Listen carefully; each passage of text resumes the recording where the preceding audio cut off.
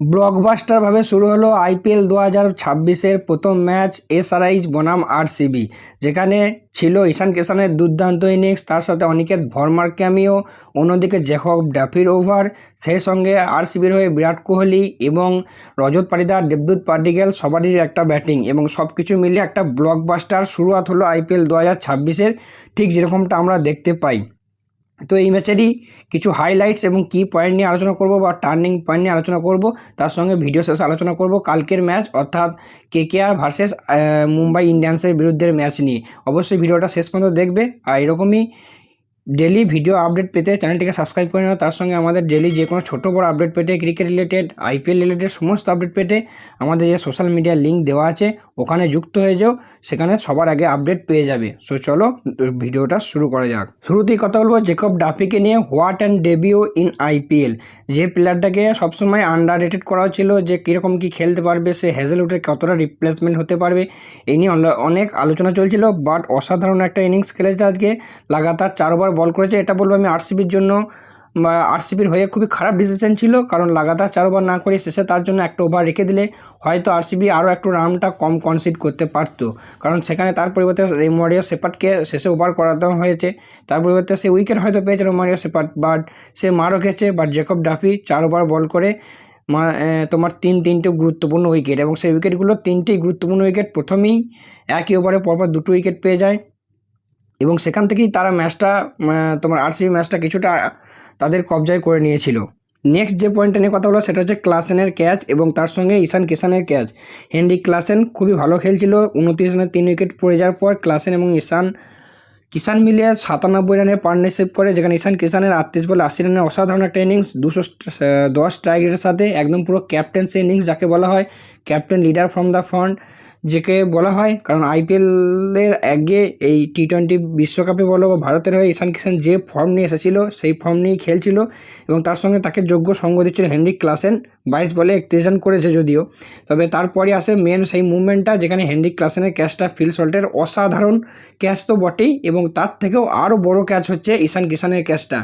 এক হাতে এরকম ছুটে গিয়ে হয়তো তোমার বলতে পারো আইপিএল 2026-এর ক্যাচ অফ দ্য টুর্নামেন্ট হওয়ারও দাবিদার রাখছে এই ফিল শটের এই আজকে প্রথম ম্যাচেই যে ক্যাচটা ধরেছে। এবং এই দুজন যদি উইকেট না পড়তো, এই দুজনের উইকেট, হয়তো আজকে এসআরএইচের রান তোমার কিছু না হলেও 230-35 বা 40-এর দিকে বা 250-এর দিকেও যেতে পারতো, বা সেরকমই যাচ্ছিল। তার সঙ্গে আজকে তোমার গিয়ে আরসিবি ভালো ফিল্ডিং করেছে। তোমার দেবদূত পাডিক্কেল একটা ভালো ভালো ক্যাচ ধরেছে, সেটাও বলতে হবে।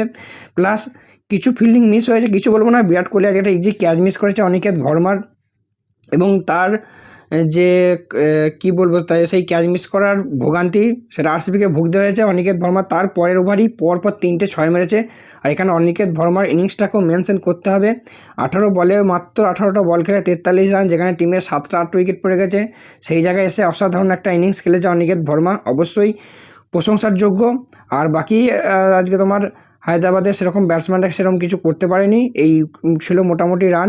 আর বোলিংয়ের তরফ থেকে জ্যাকব ডাফি 4 ওভারে মাত্র 22 রান দিয়েছে। ভুবনেশ্বর কুমার ঠিকঠাক বল করেছে, তবে রোমারিও শেপার্ডকে দিয়ে 4 ওভার করানো হয়েছে, 54 রান খেয়েছে, 3টে উইকেট নিয়েছে। যদিও রানটাও ভালোই খেয়েছে, তবে আরসিবির এই জায়গায় একটা প্রশ্ন থাকছে, ডেথ ওভার কে করবে। আমি অবশ্যই বলবো জ্যাকব ডাফির 2 ওভার রাখা দরকার ছিল।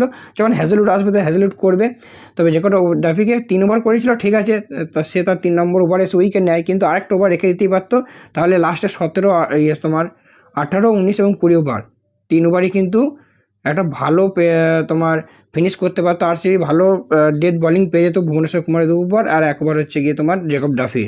অন্যদিকে এই রানটা চেস করতে নেবে মাত্র 15 ওভার 4 বলে রয়্যাল চ্যালেঞ্জার্স ব্যাঙ্গালোর এই ম্যাচটা জিতে নেয়, যেখানে ফিল সল্ট আজকে রান পায় না ঠিকই, কিন্তু বিরাট কোহলি 38 বলে 69 রান, দেবদূত পাডিক্কেল মাত্র 26 বলে 61 run, 234 strike rate. What an innings, খুবই অসাধারণ ইনিংস খেলেছে। রজত পাটিদার 12 বলে 31 রানের একটা ভালো ছোটো ক্যামিও খেলে গেছে, এবং লাস্টে টিম ডেভিড এসে 10 বলে 16। তবে জিতেশ শর্মা আজকে প্রথম বলে আউট হয়ে গেছে। আর বিরাট কোহলির যে 69 রান, বিরাট কোহলিকে নিয়ে আলাদা করে কিছু বলার নেই, শুধু একটা কথাই বলবো, বিরাট কোহলি যে 6 কোটা আজকে মেরেছে তোমার ওই লেগ স্ট্যাম্পের দিকে, লেগ সাইডের দিকে 2টো 6। আর সব থেকে আজকের যে 6টা ইন্টারেস্টিং, সব থেকে ভালো লেগেছে বিরাট কোহলি স্টেটের ওই 6টা, মানে অসাধারণ বিউটিফুল, যত ভালো ভালো প্রশংসার শব্দ আছে সেটা বললেও কম বলাবে। জাস্ট বলটা এলো, সোজা ব্যাটটা চাগিয়ে দিল, কি সুন্দর ব্যাটিংয়ের ফ্লো আর কি সুন্দর ছয়। এর থেকে ভালো ছয় আমার মনে হয় না যে ক্রিকেটে আর কোনো শট আছে। বাকি যদি হায়দ্রাবাদকে নিয়ে কথা বলি, হায়দ্রাবাদের আজকে ঈশান কিষান ক্যাপ্টেন্সি করছিল। ঈশান কিষানের ক্যাপ্টেন্সিটা আমার খুব একটা ভালো লাগলো না, কারণ পাওয়ার প্লেতে সবসময় তুমি তোমার স্ট্রেংথ বোলারদেরকে দিয়ে বল করাবে, পাওয়ার প্লে এবং ডেপ যাদের হাতে স্পিড আছে সেই জায়গায় শুরু করাচ্ছে নীতিশ কুমার রেড্ডিকে দিয়ে, পরপর দুবার করালো, 1 নম্বর ওভার আর 3 নম্বর ওভার, তার সঙ্গে জয়দেব উনাদকাটকে নিয়ে। উনাদকাটের পাওয়ার প্লেতে বল করা ঠিক আছে, তবে ওই সেকেন্ড ওভার বল করার মতো বোলার উনাদকাট নয়, তার ওই 5 নম্বর বা 6 নম্বর ওভার ঠিক আছে, বা মিডল ওভারের দিকে ঠিক আছে। আর বাকি যদি ওভারঅল বলি, ঈশান কিষান আজকে মিসফিল্ডও করেছে দুটো, তোমার উইকেট তার হাতের তলা দিয়ে দুটো 4 মিস করেছে সে। ইজি 16 আর বল ছিল, বুঝতে পারেনি, বল বেরিয়ে 4 হয়ে গেছে। আর এসআইজে বোলারদের নিয়ে সেরকম কিছু আলোচনা করবো না, কারণ আজকে যেই বল করেছে সেই মার করেছে, সেটা বিরাট কোহলির কাছেই হোক, দেবদূত পাটিকেলের কাছেই হোক, বা তোমার ক্যাপ্টেন রজত পাটিদারের কাছেই হোক। এবং ওভারঅল আজকে এসআরএইচের দেখে, মানে বোলিং দেখে যা মনে হলো, তাদের ব্যাটিং লাইন আপ যথেষ্ট স্ট্রং। সেখানে তাদের প্লাস পয়েন্ট শেষে অনিকেত ভর্মা রয়েছে, খুব ভালো শেষ করলো ম্যাচটা। এবং আরেকজন প্লেয়ারটা কে ছিল যেন, কী নামটা আমি ভুলে যাচ্ছি, যাই হোক আজকে তার ডেবিউ ম্যাচ ছিল, সেও ভালো টাচে তোমার রয়েছিল। ও একটা ছয়ও বেশ ভালো মারলো, হয়তো সে ফিনিশ করতে পারেনি, বাবা রিসেন্টলি সে যে ডোমেস্টিক খেলেছে সেই ডোমেস্টিকে ভালো পারফরমেন্স করেছে, সেই জন্যই লিভিংস্টোনের পরিবর্তে তাকে নেওয়া হয়েছে, যেখানে লিভিংস্টোনের হয়তো খেলার কথা ছিল সেই জায়গাটায়। যাই হোক, তবে এসআইএইচের বোলিং খুবই দুর্বল এবার আইপিএলের জন্য, এবং এই বোলিং লাইন আপ নিয়ে মনে হয় না এসআইএইচ খুব একটা দূর পর্যন্ত কিছু যেতে পারবে এখনও পর্যন্ত, আমি যা তোমার বুঝি এই একটা ম্যাচ দেখে। তবে প্যাট কামিন্স তো অলরেডি 7-8টা ম্যাচ মিস করবে, তারপরে মনে হয় না এসআরএইচের জন্য এবার আইপিএলে কিছু পড়ে থাকবে। বাকি এসআরএইচের বোলিং লাইন আপ খুবই দুর্বল, সেটা তোমার সেরকম মানে কোনো ফাস্ট বোলারই নাই। ঈশান মালিঙ্গা একমাত্র রয়েছে, সে তো আজকে প্রচুর মার খেলো, তার সঙ্গে পাইন রয়েছে, সেও আজকে খুব একটা ভালো কিছু করতে পারেনি। বাকি Harshal Patel slower specialist, Jaydev Unadkat slower specialist, মানে ওপেনিংয়ে এবং ফিনিশিংয়ে বল করার মতো সেরকম কোনো বোলারই হায়দ্রাবাদের কাছে নেই। আর মাত্র একটাই স্পিনার, সেটা হচ্ছে হর্ষ দুবে, সেও যে বিশাল কিছু স্পিনার বা বিশাল কিছু এক্সপিরিয়েন্স আছে সেটা নয়।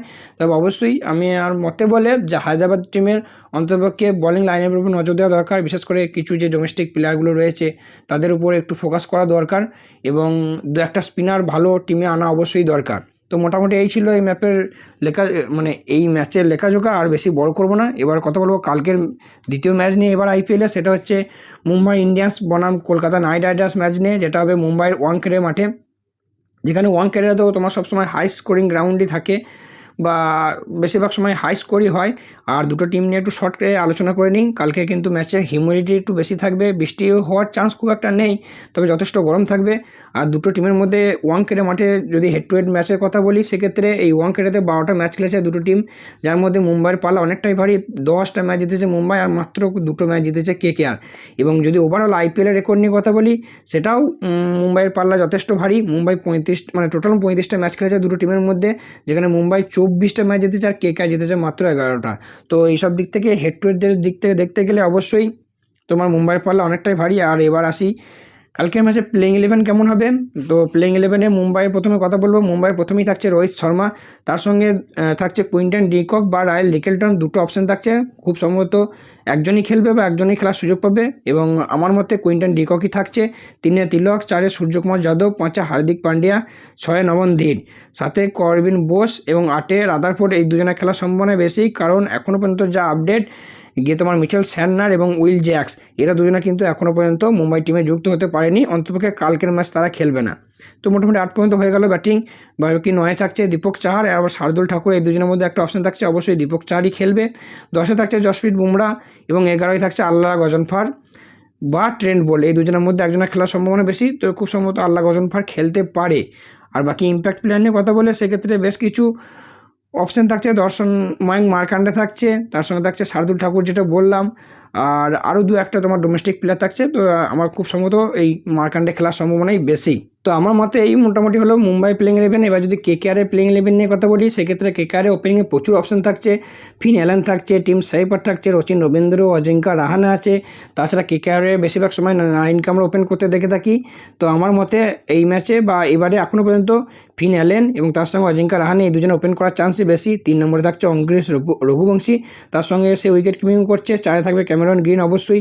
5-এ আমি অবশ্যই দেখতে চাইবো রিঙ্কু সিংকে। 6-এ রমনদীপ, 7-এ সুনীল নারিন এবং 8-এ অনুকূল রয়। এবার এই শেষের দিকে তোমার একটু ব্যাটিং অর্ডারে এদিক ওদিক হতে পারে। যাই হোক, 9-এ থাকবে ভৈভব আরোরা, 10-এ ব্লেসিং মুজারবানি এবং 11-এ থাকছে বরুণ চক্রবর্তী। আর ইম্প্যাক্ট প্লেয়ারদের মধ্যে বেশ কিছু অপশন রয়েছে, যার মধ্যে কার্তিক তিয়াগি আছে, নবদীপ সাইনি আছে, তারপরে উমরান মালিক আছে। এই 3জনের মধ্যে একজনই খেলবে খুব সম্ভবত। কার্তিক তিয়াগি এখনও পর্যন্ত খেলার সম্ভাবনা বেশি, বা উমরান মালিকও খেলতে পারে। তো মোটামুটি এইভাবে কেকেআরের প্লেইং 11। বাকি কেকেআরের যেটা বললাম আরও অনেক অপশান থাকছে প্লেইং 11-এর বাইরে, বাট 11 জনকেই খেলাতে পারবে বা 12 জনকেই। যাই হোক, বাকি তোমাদের মধ্যে কী মনে হয় অবশ্যই কমেন্ট বক্সে জানো দুটো টিমের প্লেইং 11 কী হতে পারে। তো আজকে ভিডিও জন্য আলোচনা হয়, চলো দেখা হচ্ছে পরবর্তী ভিডিওতে।